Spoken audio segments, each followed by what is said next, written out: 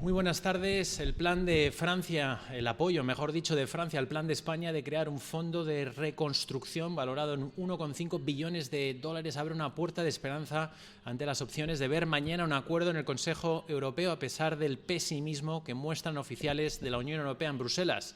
Y de paso, algo de aire a unas bolsas que siguen pendientes del colapso del precio del petróleo, aunque hoy recuperando terreno perdido. Estos aviomercados, vamos a mirar ya cómo han cerrado las bolsas europeas, como siempre, gracias al patrocinio por parte del broker IG. Potencie sus inversiones con los nuevos Turbo 24. El primer turbo cotizado 24 horas de lunes a viernes creado por IG. Elija su apalancamiento, gestione su riesgo y opere sin comisiones. Todo en las premiadas apps y plataforma de IG. Opere Turbo 24 con IG, un proveedor líder del trading online. Busque IG Turbo 24 para saber más. Los Turbo Warrants son instrumentos financieros complejos y su capital está en riesgo. Puede sufrir pérdidas rápidamente. Bueno, unas bolsas europeas que comenzaban la jornada con ciertas dudas ante el nuevo colapso que veíamos en el precio del crudo a principios de la sesión europea, pero poco a poco ha ido estabilizándose tras las duras caídas de las dos últimas sesiones, llegando a cotizar el crudo americano, el contrato de mayo negativo por primera vez en su historia, lo que ha dado poco a poco ánimo a los inversores que se han ido decantando por las compras por primera vez durante esta semana de trading. Una difícil situación en el mercado de petróleo propiciado, como bien ya sabemos, por cuestiones técnicas y por el desplome de una demanda global de energía paralizada ante el cierre de los países y medidas de confinamiento ante la pandemia del coronavirus, y que en el fondo revela que, tal y como están prediciendo los organismos y analistas, podemos estar ante una profunda recesión económica, la más grave de las últimas décadas. Las previsiones en Europa en este plano siguen sin ser buenas, hoy materializadas por ejemplo, en el Consejo Asesor de Economistas del gobierno alemán, que vaticinan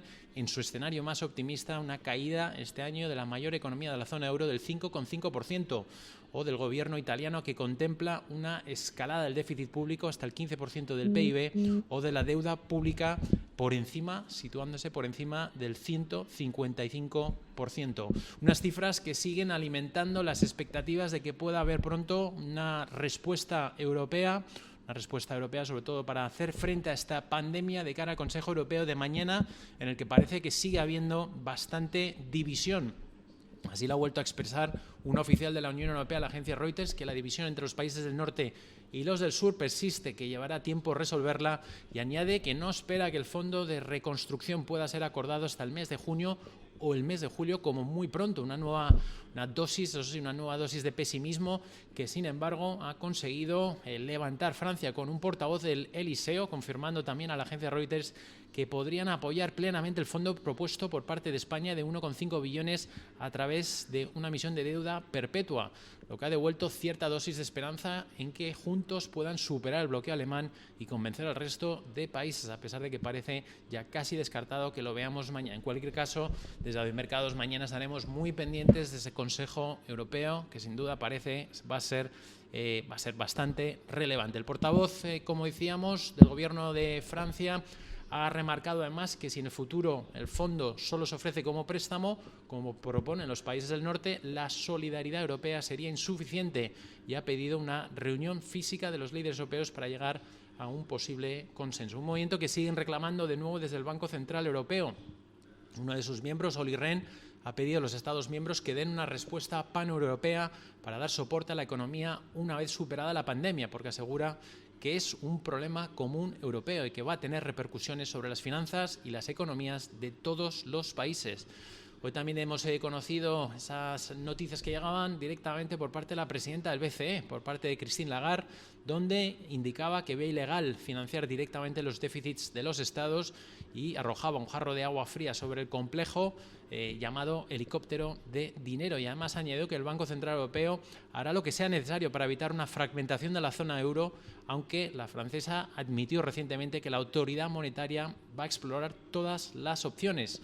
Describe, eso sí, ahora hay ciertas líneas rojas para esos estímulos.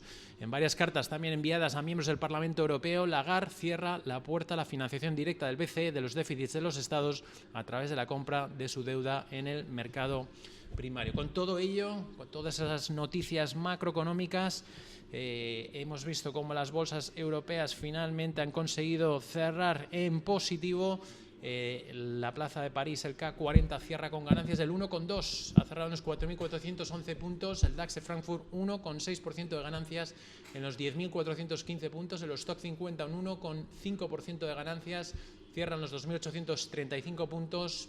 Londres 2,3% de ganancias para el índice londinense, cierra en los 5.770 puntos. Milán sube un 1,9%, el FTSE MIB gana y cierra los 16.765 puntos. Y por último, aquí en Madrid, el IBEX 35 cierra con ganancias cercanas al 1,3% en los 6.719 puntos. En el plano empresarial, las noticias corporativas, pues sobre todo pendientes de la temporada de resultados, que incluyen hoy dos notas positivas. Ericsson, que ha superado las previsiones de mercado con sus cuentas, y la presentación de los resultados de Roche incluyen nuevas dosis de optimismo sobre sus cifras del 2020 debido al auge de las ventas de sus test para el coronavirus.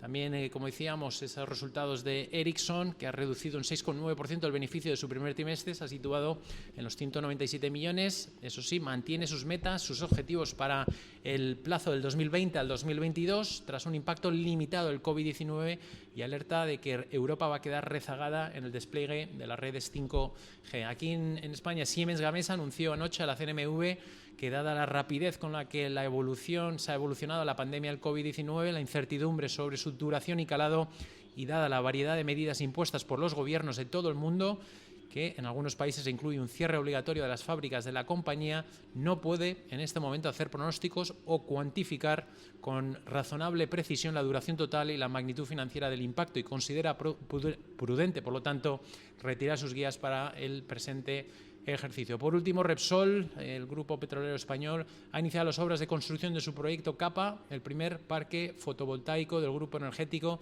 que va a estar ubicado en el municipio de Manzanares, en Ciudad Real, y va a contar con una potencia instalada de 126 megavatios tras una inversión de 100 millones de euros. Por nuestra parte, y desde Audimercados, vamos a estar muy pendientes a toda la actualidad de los mercados financieros durante esta sesión de trading de Wall Street, también pendientes de las referencias macroeconómicas que seguirán llegando por parte de los principales mercados. Que tengan una buena sesión.